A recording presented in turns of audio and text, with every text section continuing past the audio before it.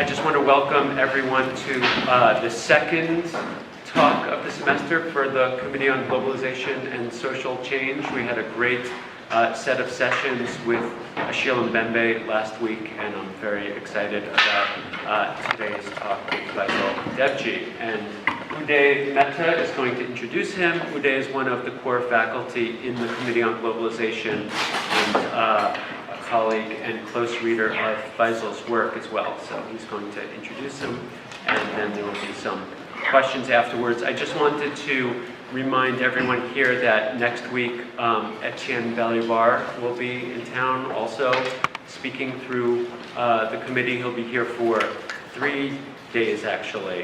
There's going to be a Monday night talk, is that true, head meeting? Monday night? Yes. 6 o'clock? 6:30. Is it here? It's in the Skylight Room. In the Skylight. So Monday night, 6:30, all the way on the 9th floor. Balibar is going to be speaking about Europe. And then on Wednesday at noon, there will be another roundtable informal discussion with Etienne about his talk and any other issues that you would like to engage him on in the 5th floor Globalization lounge, which is 109. 5109. I'll remember that one of these days. Okay, thanks.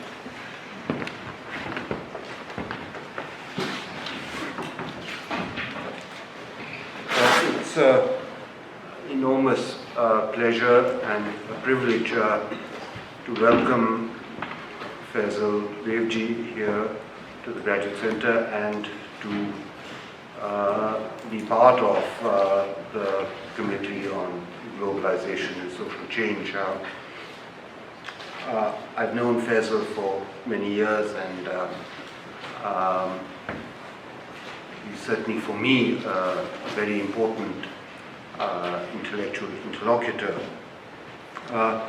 Faisal comes to us from Oxford. Before teaching at Oxford, he was teaching down the road at the New School, and before that at Yale, and has also taught at the University of Chicago.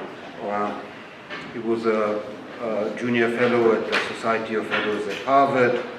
He got his PhD at Chicago and studied at British Columbia before then. As I'm sure many of you know, he's the author of 2 deservedly distinguished books, Landscapes of Jihad and The Terrorist in Search of Humanity.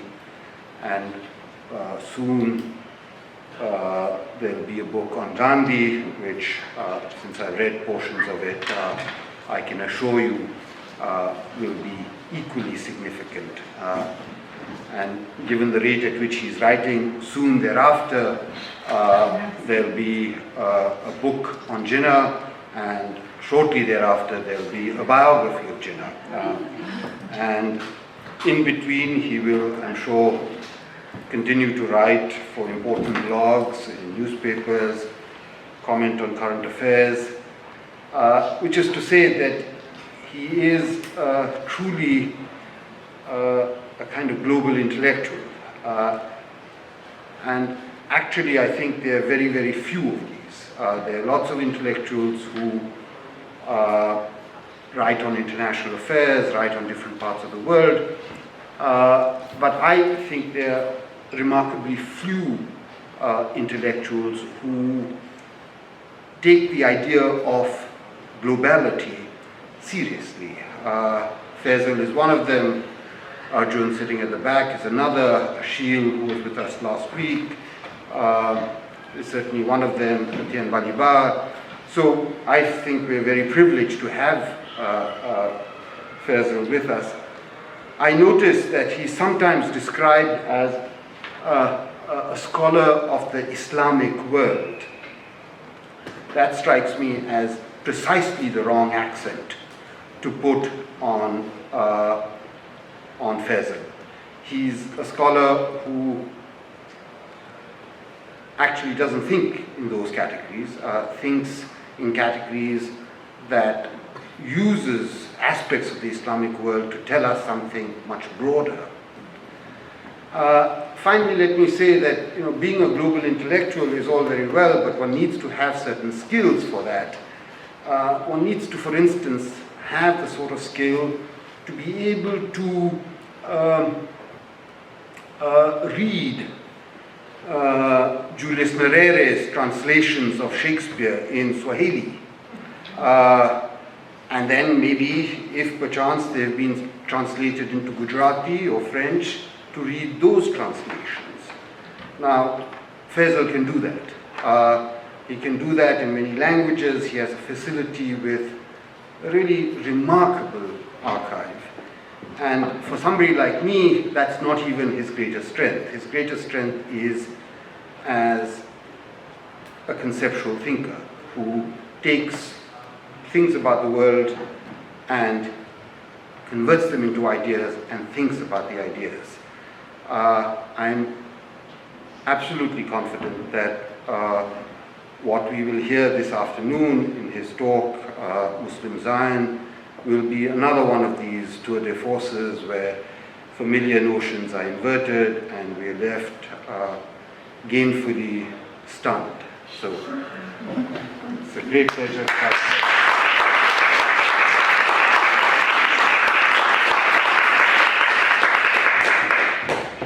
Thank you, Uday and Gary, for that, for those far too generous introductions.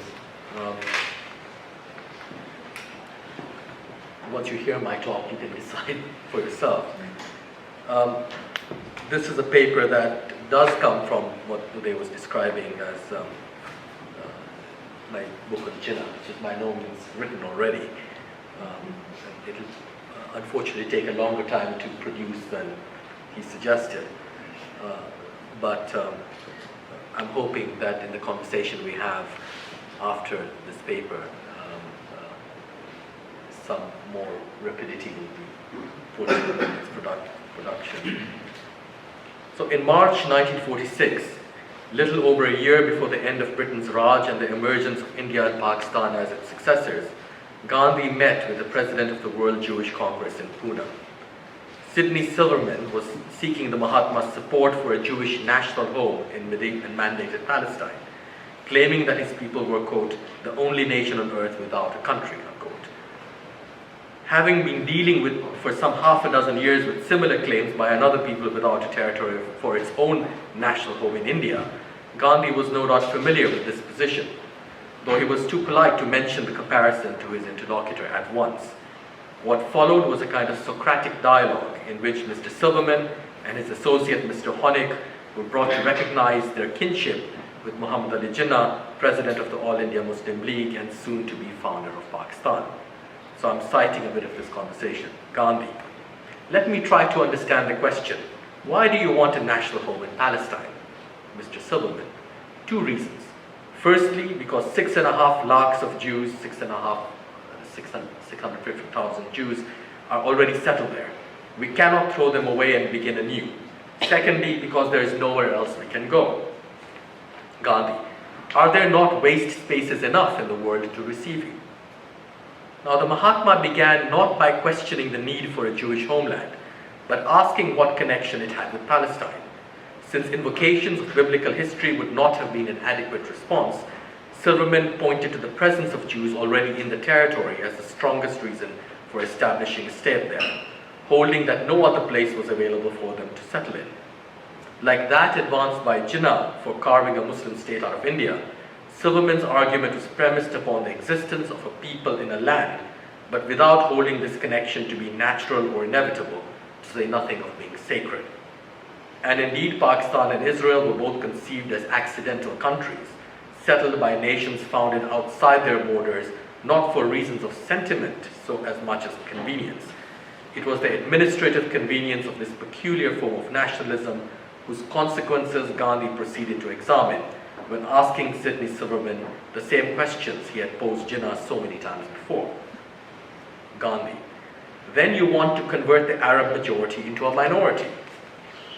Messrs. Silverman and Honig admitted that the status of the Arabs was affected to that extent and injustice done to them. But they maintained that even if they lost their status in Palestine, there would still be 5 independent kingdoms left which they can call their own, and with the addition of Syria and Lebanon at no distant date, there will be 7. But if we lose Palestine, we have nothing left to us. That is our plea.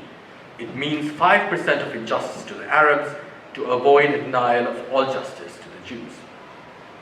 In India, of course, this familiar argument had the merit of being universally convertible, with Hindu and Muslim nationalists both being able to claim that the others had many more territories occupied by co-religionists to which they might retreat. We don't know if the Mahatma smiled when he heard it on the lips of the president of the World Jewish Congress, though he went on to ask Silverman another set of questions that he might easily have posed the president of the All India Muslim League. So the Arabs do stand to do something which they never had. Before the Jewish immigration into Palestine began in 1917? Yes, but under Turkish rule. So you want the Arabs to sacrifice something which you want for yourself. We only want them to make a little sacrifice so that justice might be done to the general situation. Seen as the unwillingness of a populous and widely dispersed majority to compromise with a disadvantaged minority looking for a piece of land to call its own, the opposition to Jewish as well as Muslim nationalism gave rise in both to fears of plots to exterminate them politically. Whatever the truth behind these fears, and however different the circumstances in Palestine and India, the similarity between these minority nationalisms that managed to create the first two religious states of the 20th century is interesting enough to merit examination. Gandhi was certainly struck by the comparison. And I quote him, "I can only hope that a just solution may be found which will give satisfaction to the Jews. But after all our talk, I am unable to revise the opinion I gave you in the beginning. You should see the Congress President and Quaid-e-Azam Jinnah too and try to gain their sympathy. Unless you can get the active support of the Muslims, nothing is possible in a substantial way in India." "It is well nigh impossible," they remarked, that is to say Silverman and Honeck. "I do not minimize the difficulty," replied Gandhi, "but I won't say it is impossible. Would Mr. Jinnah listen? He won't." "He may," said Gandhi. "Perhaps he may by the same token which he demands a Pakistan," said Silverman. "You can tell him that also," said Gandhi, and they all had a hearty laugh. Now, my purpose in citing this conversation is to point out that new political forms, such as the religious nationalisms that gave rise to Pakistan and Israel, took shape in an international arena and cannot be studied as part of regional histories alone. It is not simply a coincidence, therefore, that the Jewish state and Islamic Republic share so much in the way of ideology and even politics, despite the narratives of exceptionality within which they have hitherto been mired. Indeed, most of these accounts, which take a 19th century model of the nation state as their conceptual framework, are belied by the words and deeds of the Zionists and Muslim nationalists who created these 20th century states. For Israel and Pakistan were both founded in the wake of a world war that destroyed the kind of nationality whose claims to autochthony were couched in the language of Romanticism. And so the task I've set myself is to describe the religious state not only as a modern political form whose international dispersal prevents it from becoming a regional exception, but also one that poses a challenge to nationalism itself, if only by questioning its attachment to the territory that makes a common history and culture possible. Both established in the name of minorities and as a result of vast migrations, these religious states have had to reject the principle of territorially based community that gives meaning to majority nations. Pakistan and Israel, I will argue, have opened up new ways of structuring political communities whose consequences go beyond the highly publicized travails of either one.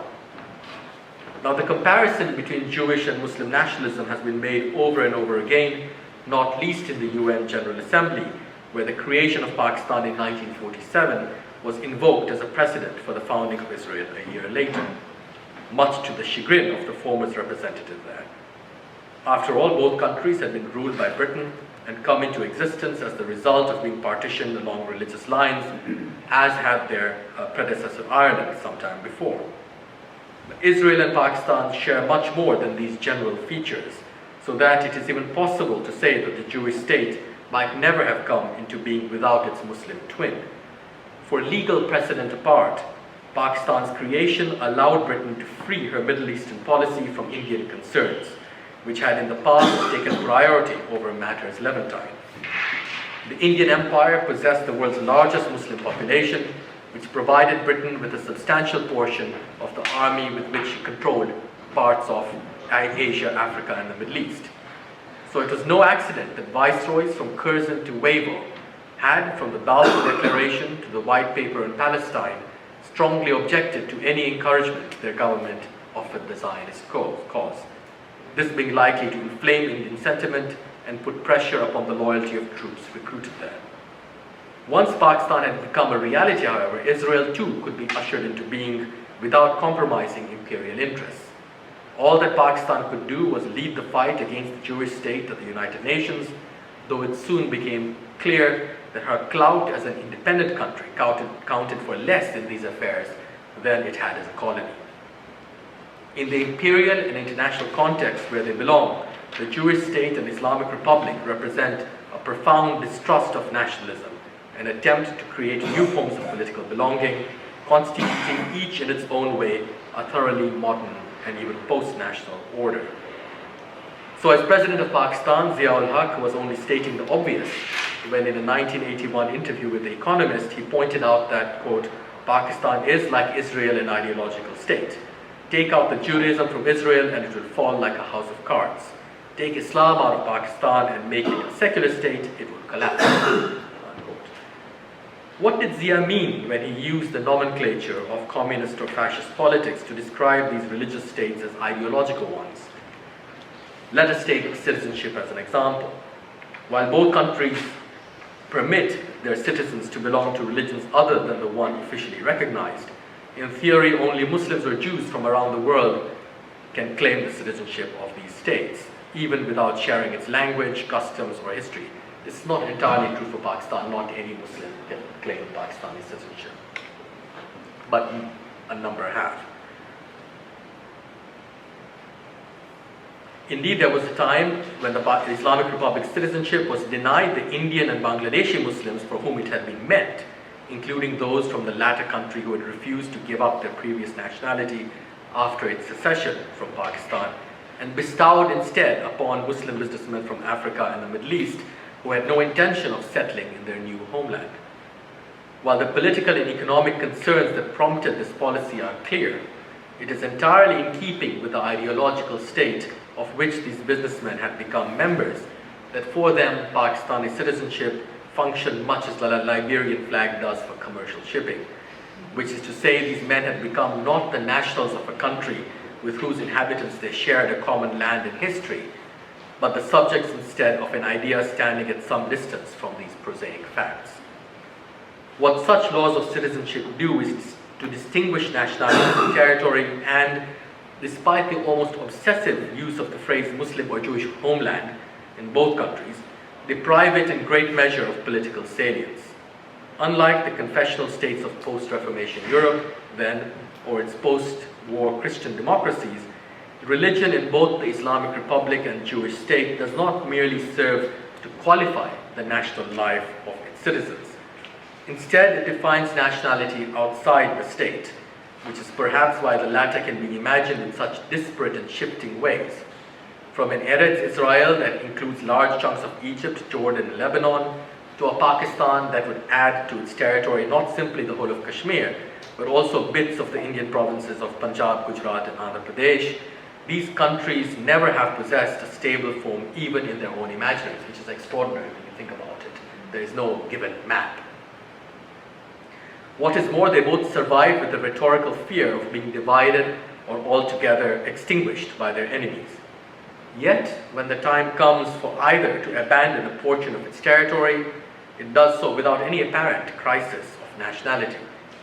This is true whether we look at Israel's attempts to trade land for peace, of which the return, in quotation marks, to Egypt of the Sinai was the most spectacular example, or to Pakistan's loss of more than half its population and nearly as much of its territory with the independence of Bangladesh, which seems to have resulted in no rethinking of the, as it were, the ideology of Pakistan. All of this suggests that as the principle of Pakistani and Israeli nationality, religion stands distinct from the territory its followers covet, which had in any case always been seen as an accidental homeland for them. Even if it was a purely rhetorical exercise, the fact that the early Zionists had to run through a list of options that included Uganda and Argentina as potential Jewish homelands is highly instructive in this regard. Theodor Herzl was clear about this in his book, The Jewish State, arguably the founding text of Zionism, where he said, "It is true that the Jewish state is conceived as a peculiarly modern structure on unspecified territory. But a state is formed not by pieces of land, but rather by a number of men united under sovereign rule. The people is the personal, land the impersonal groundwork of a state, and the personal basis is the more important of the two." The same might be said for Muhammad Ali Jinnah's demands at various times for bits of territory that included the Andaman and Nicobar Islands as maritime links between East and West Pakistan, or for a corridor across the north of India as a territorial link between them, both justified largely for reasons of bureaucratic convenience. Indeed, his main justification for the territory he wanted was not the Muslim character of its population, but that it alone would make for an administratively viable state, which, curiously enough, the Qaid-e-Azam, or great leader of his people, thought a state with two separated wings would be. But then viability was only a bureaucratic way of lending some reality to a country conceived of as an abstract idea, which accounts for Jinnah's famous statement that Pakistan would have to be conceded, whatever shape it took, even if it was to be the size of his handkerchief. Indeed, the Qaid routinely imagined Pakistan as a piece of cloth rather than of land, as his equally famous statement about having inherited a moth-eaten country illustrates. But then it was not so much a given territory as the principle of territoriality that gave such states their meaning. And so rather than seeing these national forms, if such they can be called, as imperfect or incomplete versions of some standard set in the 19th century, it might make more sense to place them in their own times. Muslim and Jewish nationalisms became state-building enterprises only in the early years of the Second World War. The former announced in the Lahore Resolution of 1940 and the latter at the Biltmore Conference of 1942. They had until then toyed with ideas of multinational federations, autonomous zones, and partnerships in empire that were common in the period following the First World War, with its mandates and minority protections guaranteed by the League of Nations. And it was the collapse of all these arrangements after 1939 that forced upon men like Jinnah the realization that however regrettable it might be, such schemes were no longer tenable. But the new projects to found Jewish and Muslim states were also launched at a time when it wasn't clear who would win a war that had already destroyed the international system set in place by the Treaty of Versailles and put the fate of the old-fashioned nation-state itself in doubt. This was, after all, a world dominated by communism and fascism, which also, in their own ways, separated the people as a political unit from the state it occupied. Whether it was class or race that constituted the political unit in new movements like communism and fascism, each transcended the territory it happened to inhabit, which could therefore take many forms as the object of administration. Of these, the most original is undoubtedly Pakistan's division into two wings separated by 1,000 miles. Here was a situation unknown in either the history or theory of nationalism, though one that did not look so out of place in the imperialist or even communist imagination. Maybe it was the Soviet republics then, with their dispersed and rapidly improvised nationalities, which provide the true models for our quickly founded monotheistic twins. And so it was perhaps no accident that Winston Churchill should, on the floor of the House of Commons, have recommended the Soviet Union as a good model for an undivided India made up precisely of such religious and cultural republics. A suggestion echoed by India's last two viceroys in a remarkable departure from the 19th century histories of nation and empire within which such personalities are routinely placed. No one actually talks about this sort of thing. Jinnah himself invariably couched his political rhetoric in these international terms, routinely speaking of Muslim nationalism in the context of communism and fascism, both of which he naturally wanted to avoid as ideologies more in keeping with his enemies in the Indian National Congress. Yet it was the Qaid who had abandoned the more traditional politics of his enemies to espouse a vision of it that was akin to the great new movements of his time. Jinnah it was who said that old-fashioned land borders no longer had defensive meaning, as the war had shown the real factor in the conquest and subjugation of people to be air power, a comment that treated the territoriality of the state as a weakness rather than an asset, and focused on the nation as a more or less spiritual subject independent of it. So in a radio broadcast to the Australian people in 1948, Pakistan's first Governor-General described his new country in the following way. West Pakistan is separated from East Pakistan by about 1,000 miles of the territory of India. The first question a student from abroad should ask himself is, how can this be? How can there be unity of government between areas so widely separated? I can answer this question in one word. It is faith. Faith in Almighty God, in ourselves, and in our destiny. For India's Muslims, faith was important for a very particular reason. Because in their infinitely dispersed and differentiated state as a minority, they could not in fact be united on the basis of anything that was already given by nature or history. Such elements of tradition or religiosity working rather to divide them more by region, language, sect, and class.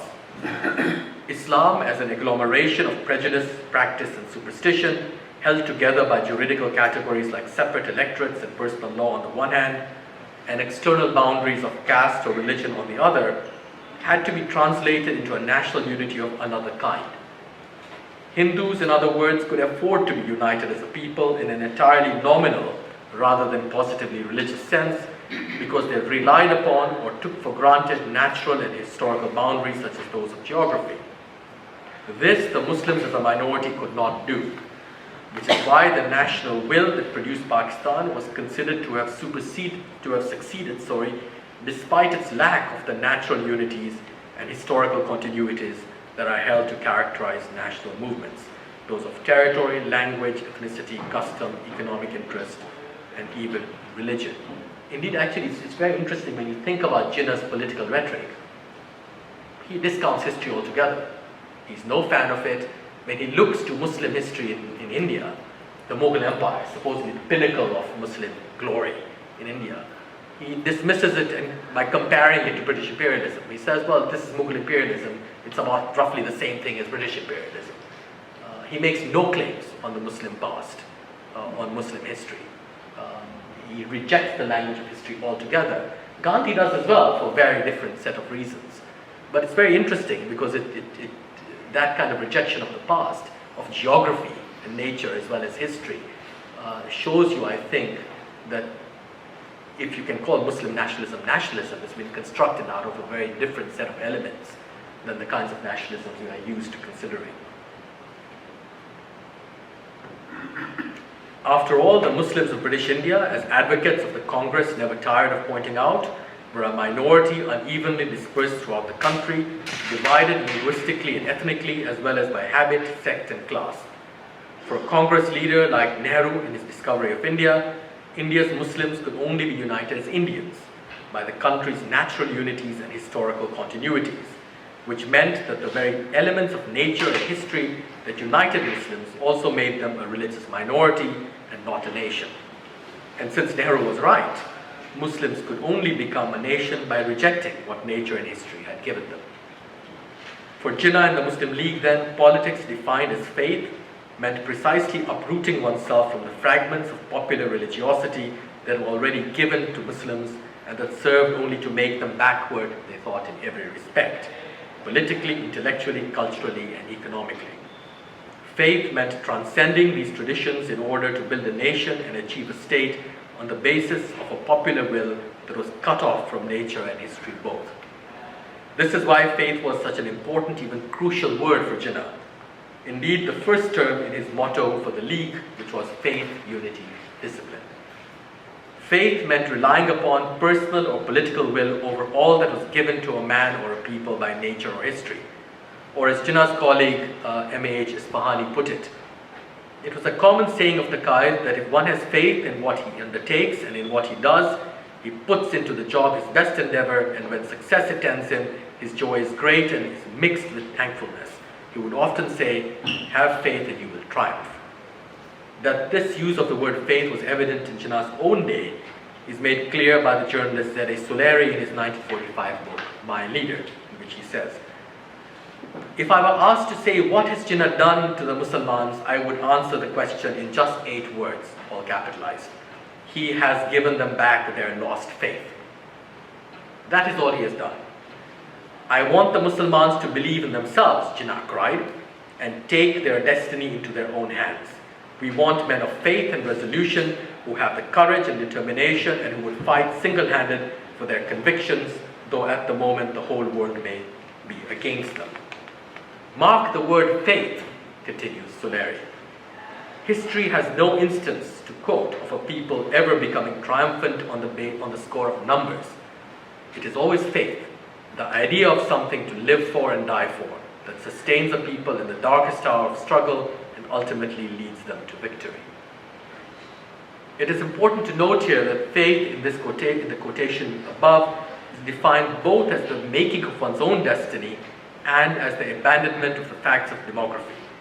Faith, in other words, is the belief in and remaking of oneself almost out of nothing, so that Indian politics ceases to be about majorities and minorities to become a politics of pure will.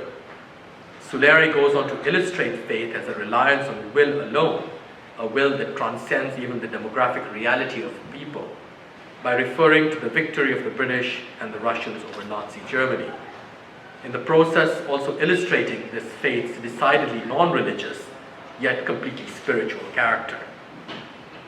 Of course, such faith did rest on something given, both demographically and constitutionally. In this case, a Muslim population. But for Jinnah, it was something given only as an accident. And this accident of birth had to be swallowed up by a politics of the pure idea to such a degree as to disappear altogether. Like his Zionist twins, however, the Qaid saw the state he founded not only as a utopian possibility, but also as a sign of failure. For both nationalisms are consumed by the loss of what might have been, and picture the state finally obtained as a last option forced upon them by the intransigence of their enemies. These lost opportunities to create more imaginative multinational or federal states are regretfully invoked by those who lend their support to very different ones, while also continuing to haunt such nationalisms as possible futures for the states that were in the end achieved. And so Pakistan and Israel are both conceived in some sense as second-best states, with Jinnah, for instance, routinely blaming not only Congress double-dealing for the partition of India, but also citing as cautionary events the failure of multinational states like Czechoslovakia and Yugoslavia to survive the new politics brought into being by the war. In this view of things, Pakistan was simply an unfortunate necessity. Indeed, even today, if you look at government of Pakistan material, for instance, it's curious, the founding of the state is seen in 2 contradictory ways. On the one hand, and often in the same set of paragraphs. Right? So on the one hand, it was foretold from either from the Mughal period or from the Aligarh period of the 19th century, or as far back as the 8th or 9th or 10th century, with the coming of Islam. Right? On the other hand, Pakistan is made a complete accident. Right? It's only the double-dealing, disingenuousness and betrayal of the Congress that is seen as hastening into being, which is why I think so many academic analyses of Pakistan very frequently fixate upon this. Was it simply a bargaining counter on the part of Jinnah? Did he really want it? These 2 contradictory narratives coexist, and no one seems to notice that they are contradictory. And I suspect one of the reasons for this is that the national movement itself has so completely rejected nature and history as to create itself almost ex nihilo. This is an extraordinary situation. Now, the antecedents of both Muslim and Jewish states might be sought less in the European history of nationalism, with its focus on some mystical way of belonging to a land, as much as in the fantasy of creating a state by purely rational means, one that is founded upon its idea alone. This was in essence the fantasy of the social contract, whose role as a principle in political thought was suddenly eclipsed in the 17th century by efforts to make it an historical reality in the New World. The history of utopian settlements in the Americas, which were also often religious communities, dates from this period, but continued into the 18th century and beyond, resulting in the creation, as we know, of the United States. And in its Enlightenment form, this fantasy that had become history also returned to the old world in revolutionary movements that culminated in the establishment of the Soviet Union, itself a state based on ideology rather than nationality. However, for our purposes, the most instructive example of such a homecoming is provided by the more modest, but if no less interesting founding in the middle of the 19th century of Liberia, as a state to which not only the idea of a social contract, but also a people in the form of freed American slaves could quite literally return. It's not coincidental, perhaps, that it's with the creation of Liberia that the whole, what comes to be seen as the Zionist language of settling a new land, of a new Jerusalem, of the Holy Land, of Moses, leading his people to the Holy Land is invoked, but not for Palestine, but for Liberia. Like Pakistan and Israel more than a century later, Liberia was founded for a nation without a territory, one that, like a soul without a body, required grounding in a state if it was not to wither away. And yet it was precisely this displaced people that were held to constitute a nation, not those who already lived in their future homeland and who were destined to become the subjects of colonization and improvement. This admixture of utopian republicanism and settler colonialism is the common characteristic that Israel and Pakistan share with their New World, Liberian, and even Boer ancestors. One that is perhaps most evident in the Zionist slogan of a land without a people for a people without a land, as well as in the new state's legitimization by the language of improvement, famously signaled in claims to have made the desert blossom, all features shared by Afrikaner nationalism. And this is to say nothing of another contractual idea characteristic of such a politics, of another contractual idea characteristic of such a politics, that the whole or some part of a nation state might be purchased in a commercial transaction. Louisiana and Alaska provide instances of such a contract, but Liberia and Israel the exemplars, because there it was the land bought by private persons and companies rather than by a state that formed the basis of a claim to national territory long before the sacrifices of war and work could bind a people to it in any sentimental way. The very same transactions relied upon by minorities to purchase nation states was also used by already established ones to rid themselves of these same groups, which often allowed the two to work together. From white abolitionists who thought blacks a threat to the American Republic and helped fund their return to Africa, to the Nazis who for a time dealt with Zionist agencies on a commercial basis to transfer Jews to Palestine, to those in Israel today who would pay for the emigration of Palestinians in order to secure a truly national state. All these movements demonstrate the contradictions of political idealism. For these states founded in contract represented in their own way the coming to life of that famous theory associated with the names Hobbes, Locke, and Rousseau, differing therefore from the least ceded or exchanged territories of dynastic and imperial politics, for which the term social contract would be a misnomer. Pakistan, of course, was not legitimized by purchase, though its creation did involve an enormously complex politics of restitution and property exchange for migrants and refugees moving in both directions. Jinnah was, however, immensely proud of the fact that his new state had been achieved not by war or conquest, but in a negotiated settlement of unprecedented proportions that might well be compared to a social contract. Indeed, he had been calling precisely for a social contract between Hindus and Muslims for years, whether a single state or multiple ones would be produced thereby. I mean, it's actually very interesting to see how that term, social contract, is so fundamental to Jinnah's vocabulary. He keeps on going on about it. He feels as if he can somehow instantiate it in history for the first time. So when India and Pakistan are created, he's delighted because he thinks that such a creation has never occurred in the history of politics. A social contract not only between Hindus and Muslims, between Muslims and Muslims, and between Indians and the British. All of these groups together. More than by way of commercial agreement or civilizing mission then, Pakistan joined its American and African predecessors in the fact that it was also built from large-scale transfers of population, indeed from the largest movement of people in human history, in modern history, with Muslims entering the new country as Hindus and Sikhs left it. The movement of Jews and Palestinians in and out of Israel, while it has remained politically more volatile than the vast migrations of South Asia, nevertheless quite pales in comparison. Such massive transfers of population had not been planned, and neither state had been envisaged as a destination for the majority of India's Muslims or Europe's Jews. These homelands were instead meant to represent and protect not only their own citizens, but also co-religionists who lived as minorities elsewhere, and not even the great migrations that followed the partitioning of India and Palestine have been able to alter this curious purpose.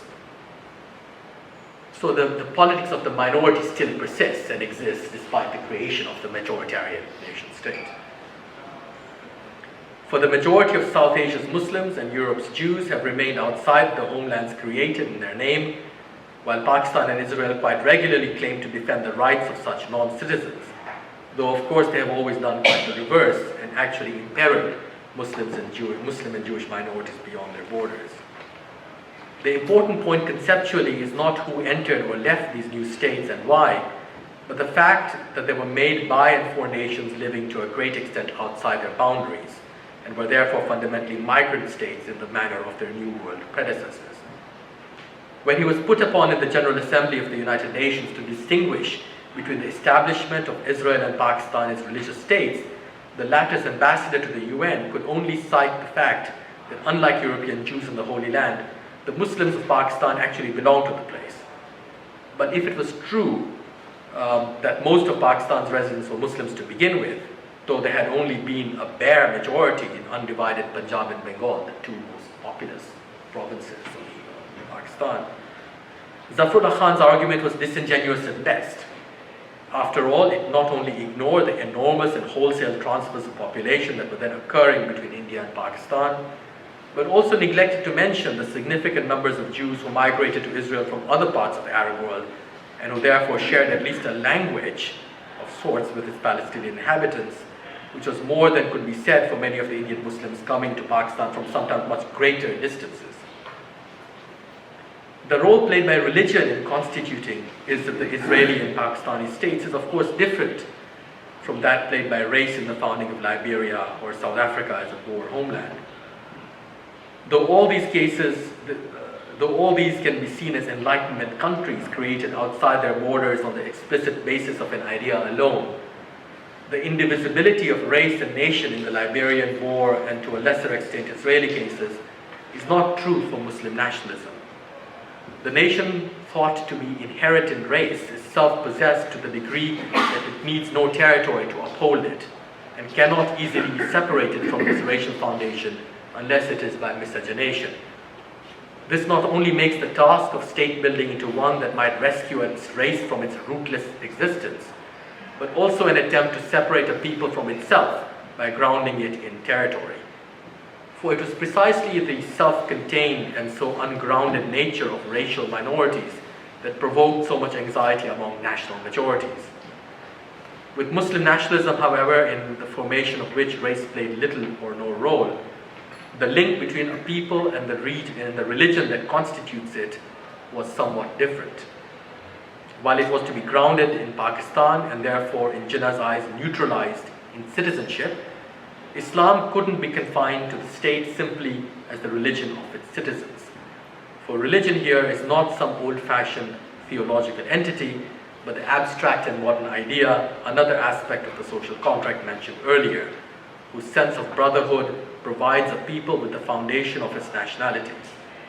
For Muslim nationalism, in other words, religion was conceived of not as a supplement to geography, but as its alternative. Now, for the famously secular Jinnah, and irreligious Jinnah, as well as for his more observant associates in the Muslim League, religion was precisely an abstract and even empty idea, since they had no intention of defining Islamic practice for Pakistani citizens. On the contrary, religion was employed to name only the most general, disparate, and shifting of qualities, from a theologically indeterminate belief in the God of Muhammad to promoting Urdu as a national language, though like Hebrew among Jews, it was spoken by a minority of Pakistan's Muslims. But this is what made it so radical as a founding idea for the nation. the informal social contract between widely different regional, sectarian, and linguistic groups, whose more formal aspect was the negotiated settlement that produced Pakistan. More familiar to the traditions of nationalism have been the efforts to give these empty religious forms some content in ways like enforcing Sabbath laws in Israel or the Sharia in Pakistan, because these seek to ground religion as the defining characteristic of a territorial and democratic nation, much as the freed slaves' racial nationality had to be grounded in the new Liberian state. It is religious politics of this latter kind then, or what has been called fundamentalism, that with its attempt to define a people by a standardized set of beliefs and practices comes closest to the everyday politics of nationalism. For like the latter, it describes the particular history of a universal phenomenon shared with co-religionists around the world. And this means that unlike Jinnah's abstract idea of Islam as a kind of unspoken social contract, the fundamentalist religion can no longer pose an alternative to the territorial state as a basis for national life. Indeed, this is why it insists upon Islam's legal codification as part of state law, thus attaching it to the land in an entirely conventional way. So in other words, I'm saying, if you want to look for Pakistani nationalism, you look at Islamism. It's the more conventional nationalist form. It wants to universalize itself within the boundaries of the state and take the practices of Islam once homogenized as the characteristics of the nation. It conflates those two things, the nation and its territory, the nation and the state. And this is something that the Muslim nationalism that is characteristic of Jinnah, so-called secular, liberal, etc., does not do. It's actually a non-nationalist form. Although Pakistan was the first and indeed only modern state created for Muslims, as well as being the world's first Islamic republic, in many ways it holds more in common with the Jewish state than with any of its Muslim peers, such as are gathered in a body like the Organization of the Islamic Conference. As the modern founder of Islamic politics, of course, Pakistan has perhaps set the pattern of thinking about religious states. For instance, by upholding a civilian, democratic and republican model for them, even if it has honored these ideals more in the breach. And yet they remain the ideals to which even Pakistan's military dictators officially subscribe, which is striking when we consider how many Muslim countries at the time of its founding were unashamed monarchies, military dictatorships, and one-party states. And in this, even the fundamentalists follow Pakistan's lead, favoring as they do republics to any other political form, though they have been unable to turn Pakistan itself into one defined by Islam as a national religion. So it was not Pakistan but Iran whose revolution ended up becoming the model for Islamic politics the world over, which is to say a politics based on the normative concept of nation-state, though as part of the Muslim world conceived in terms of an alternative world order, just as the Communist International had been imagined in its own day. Compared to Iran, Pakistan's always half-hearted moves in the direction of fundamentalism, it's a bad word to use, but I'm using it here nevertheless. Pakistan's always half-hearted moves in the direction of fundamentalism represented a passive revolution, the result of a negotiation by religious and other groups with military and civilian elites. It was thus an Islam imposed from the top as a collective compromise, but one that has allowed Jinnah's version of religious politics to survive in a sort of half-life between Islam as an empty idea and as a legal order. In other words, it is the movement to impose Sharia that is a truly nationalist project in Pakistan, with the Islam of those who call themselves liberals and secularists linked to a quite different project of thinking about politics at the limits of the nation-state. Now to conclude, at the moment of its founding, Pakistan comprised the world's largest Muslim country and the first to be founded on the basis of Islam, even if this Islam represented only the empty idea of a national will untrammeled by anything given outside the idea itself. This is what makes it Israel's twin, for despite the profuse use of the word homeland in both countries, as well as the glorification of their territorial and even cultural integrity, no homelands can be more attenuated than these, based as they are on a national will, the greater part of whose history lies outside their borders. Theodor Herzl's encomium to the political idea in the Jewish state is startlingly illustrative in this respect. And I quote him, "No human being is wealthy or powerful enough to transplant a nation from one habitation to another. An idea alone can compass that, and this idea of a state may have the requisite power to do so." Pakistan and Israel then constitute ideal forms, I have argued, of the Enlightenment state, more so than the settler states of the New World or the imitators in the Old. And they do so because whatever emphasis is put upon the land these minority nations have won, both countries debate and resolve their nationality by a question that in effect divests the nation of its state. Who is a Jew and who a Muslim? This question, of as much concern to the constitutional lawyer as the passionate sectarian, takes the debate on Pakistani or Israeli nationality back to the Enlightenment's myth of political consent, when a people is converted to nationhood by the force of its idea alone. Perhaps minority peoples, with their effort to assume political universality by taking the national idea to its abstract limits, can do no more than this, making for a politics of radical non-coincidence between nation and state, past and present.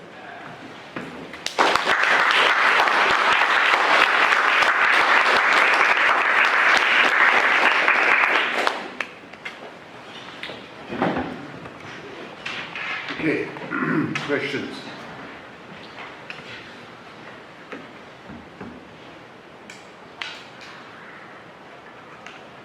David, you must have something to say.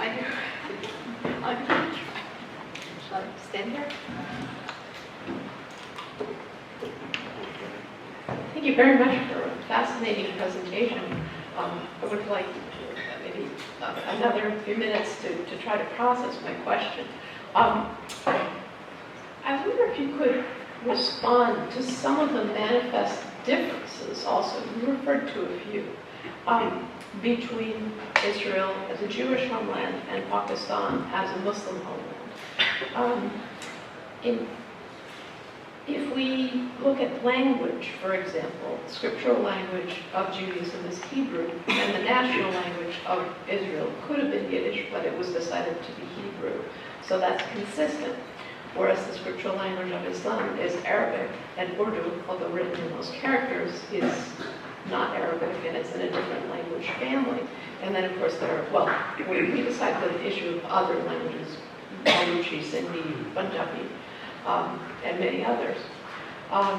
And I think also of the fact that not only are there many other Muslim majority countries at the time of Pakistan's existence, which of course you acknowledge, but there is in a sense a Muslim homeland, a place to look toward, where of course Muslims return every year on the Hajj pilgrimage. So in that sense, if we look from an Islamic discourse, maybe this is the part that maybe you could respond to. There's an alienness of Pakistan as a Muslim homeland that is in a completely different cultural environment. It's Indian, not Arabic. It's in a completely different place. It's also a kind of exile. It's another Medina, another kind of hijrah, being away from Arabia. Not that there was a question that people could ever go back.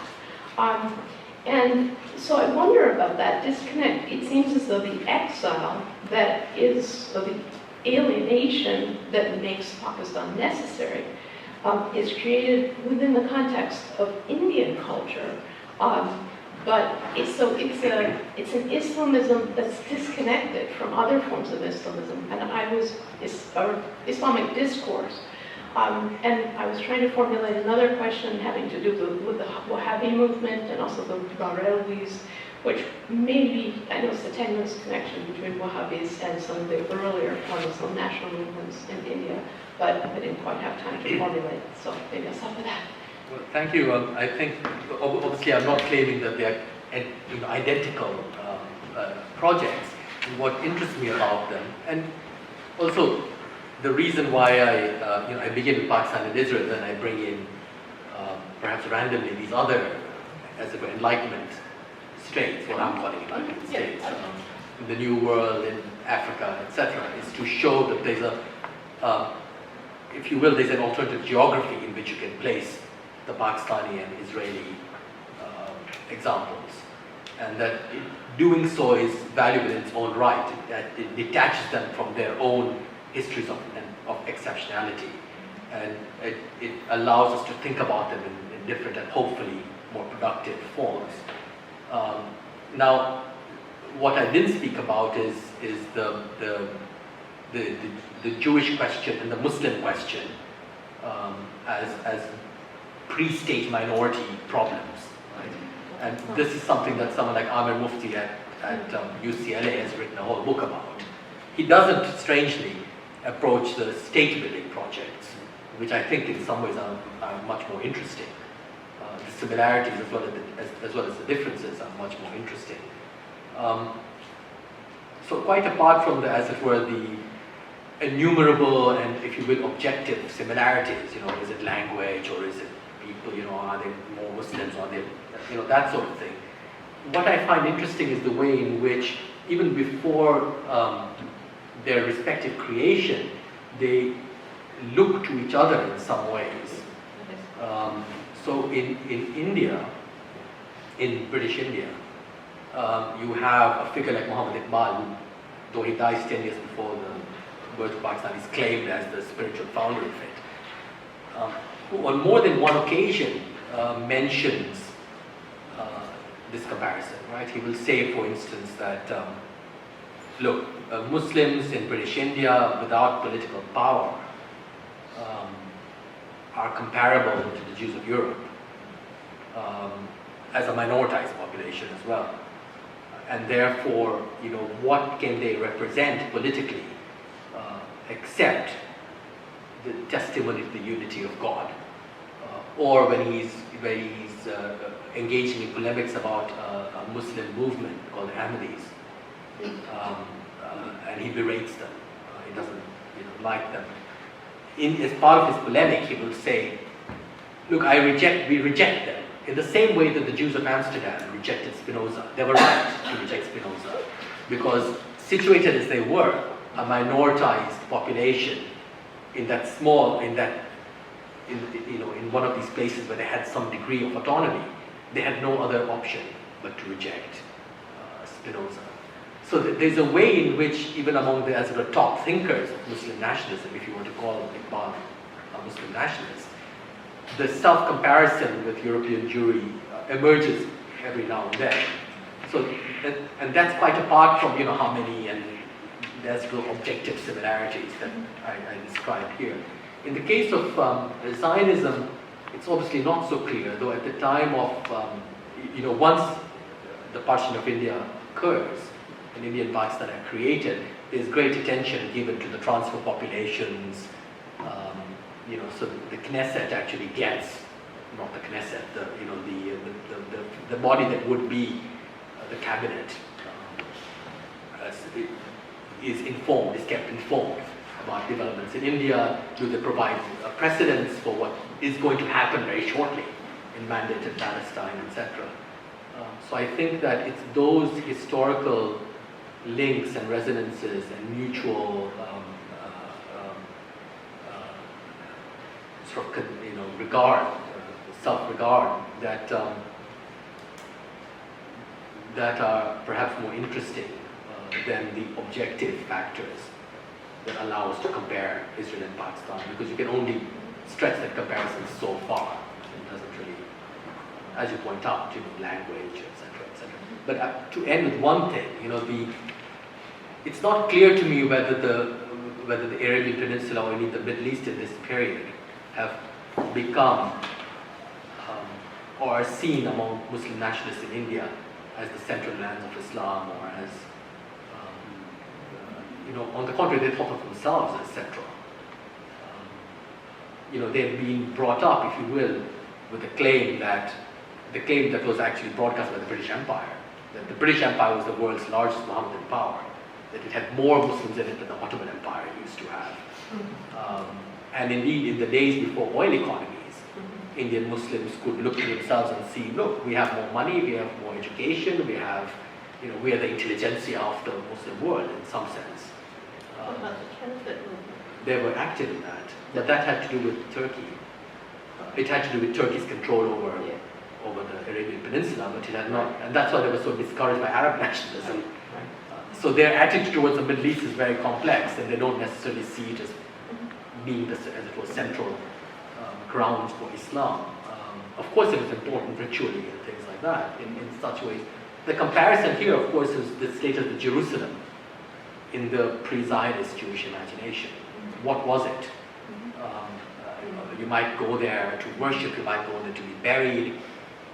Someone like Gandhi, when he's having these conversations with the Zionist intellectuals, will say, "Why should anyone stop you? You should go to Jerusalem. This is your holy land, But if you make it into a nation state, that is betraying the religious foundation. Then you have moved into some other way of thinking about this place. It's no longer a site of pilgrimage. And you cannot make the argument that having a nation state there will simply guarantee that site of pilgrimage. That what you need to fight for is to guarantee the freedom of worship and pilgrimage." So he had a quite different conception of, if you will, a more older, archaic conception. So I'm suggesting that for many Muslims in South Asia at the time, places like Mecca and Medina functioned in that ritual way, rather than, they didn't represent a political entity.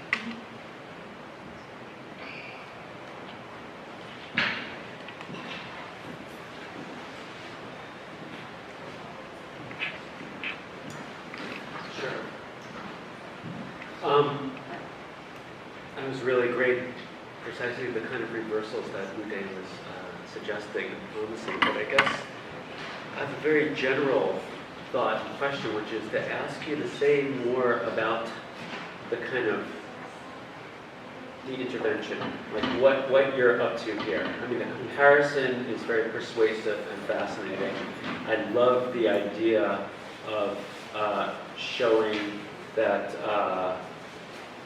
that these religious states, which we tend to think of as based on the most kind of primordialist assumptions about sociality, are themselves really, in a way, kind of based on idea and the most enlightenment, the most true to kind of an enlightenment, as opposed to any kind of natural idea of political society. But I guess I'm wondering if that's the move, that these religious states are themselves kind of the biggest embodiment of enlightenment principles, or this kind of provocative and also seemingly true observation about the kind of way in which the Muslim state and the Jewish state are twins of each other and have more in common with each other than other regional states. I mean, that's a kind of intervention in itself. Or whether, in some more ambitious way, you're suggesting, as you were just saying with Gandhi, don't go for the national state, that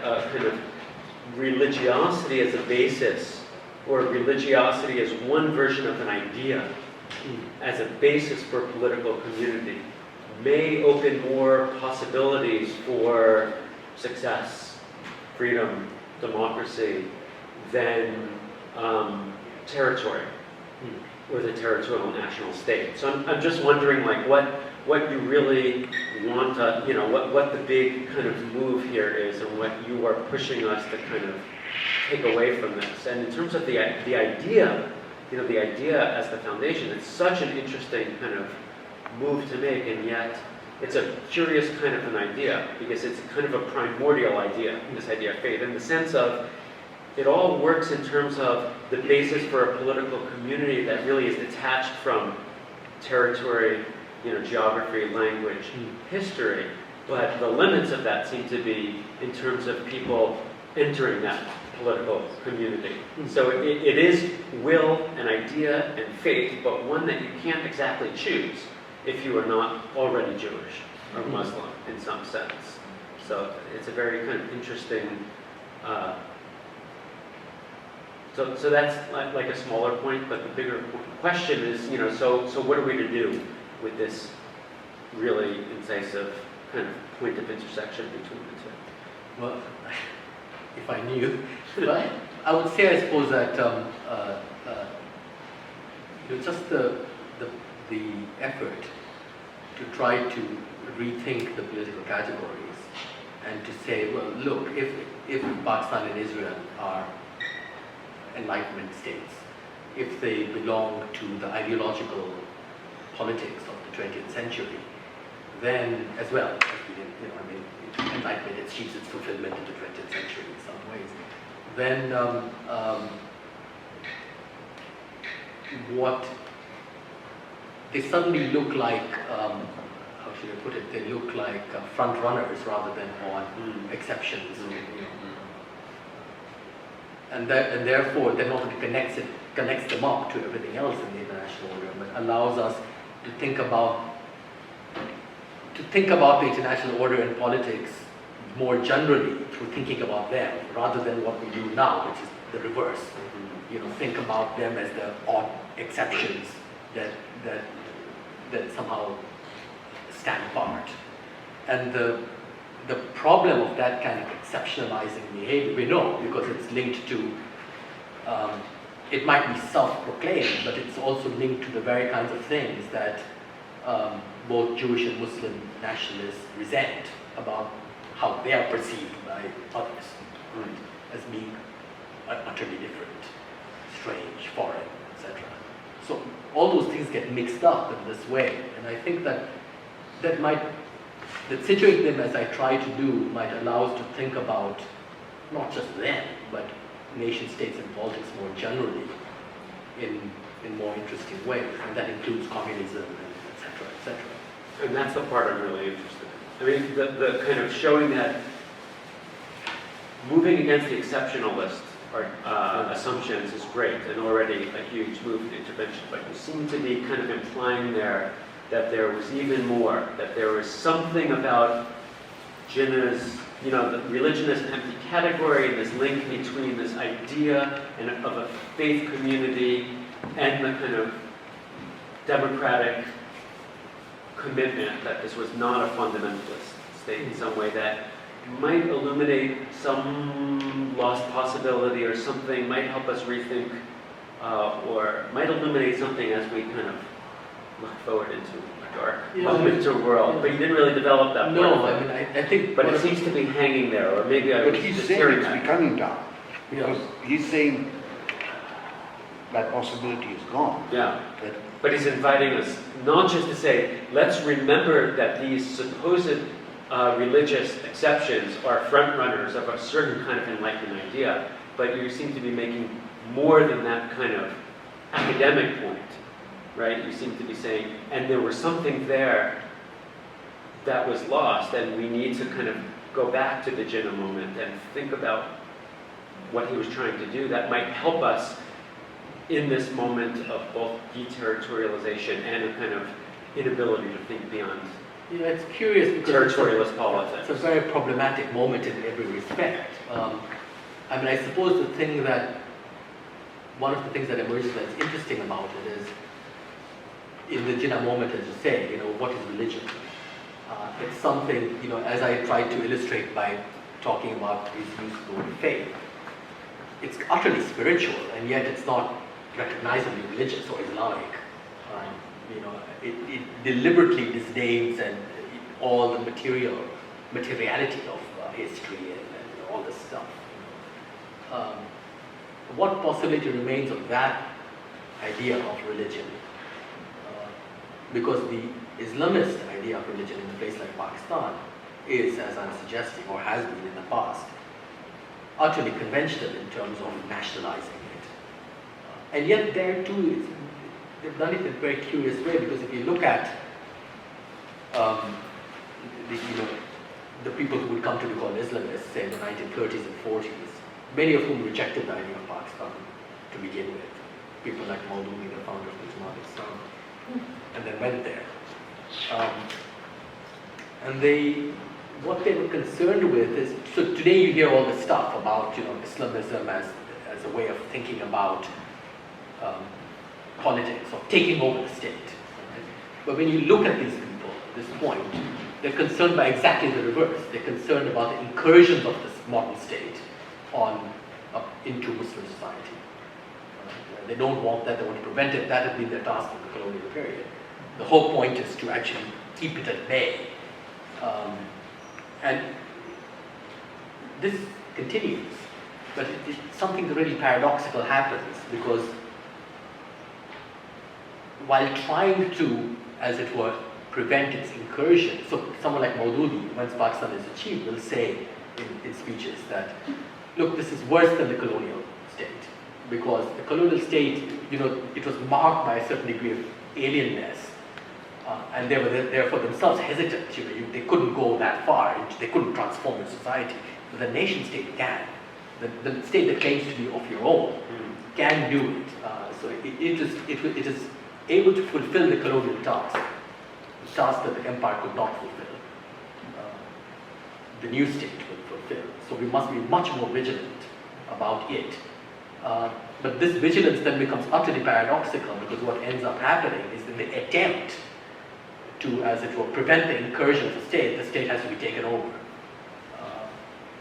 And this makes sense when you think about the fact that this Islamic movement, among many others, we often notice with horror, right? They want to abolish democracy. They'll say, look, it's only God's law. There's no sovereignty. Only God is sovereign. That's all, by the way, part of the Pakistani constitution now, right? And therefore, you will have a bunch of religious experts who will be able to guide you, representatives of the people who are not legislators. This is Maududi's conception. This is, if you will, the sort of nth degree of this attempt to prevent the incursion of the modern state into society. It is to reject the very idea of sovereignty by attributing it to God. And Maududi will say something very interesting. He says, he reads Blackstone and all these people, Baudin, and he says, sovereignty is a theological idea, and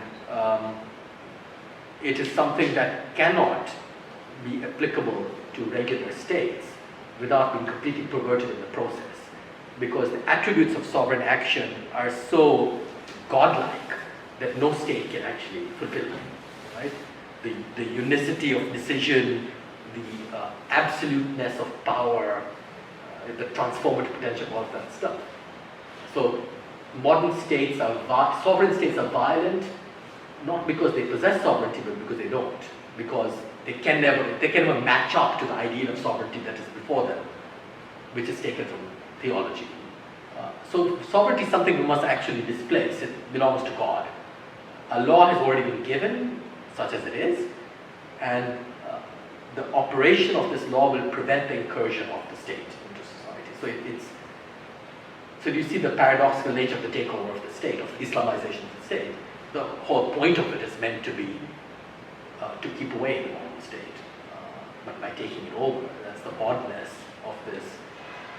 So I want to contrast that kind of religiosity, which is completely tied up in knots, though it has a certain logic. The stuff on sovereignty I think is really interesting, and the Jinnah kind of religiosity, which is entirely spiritual while being non-theological.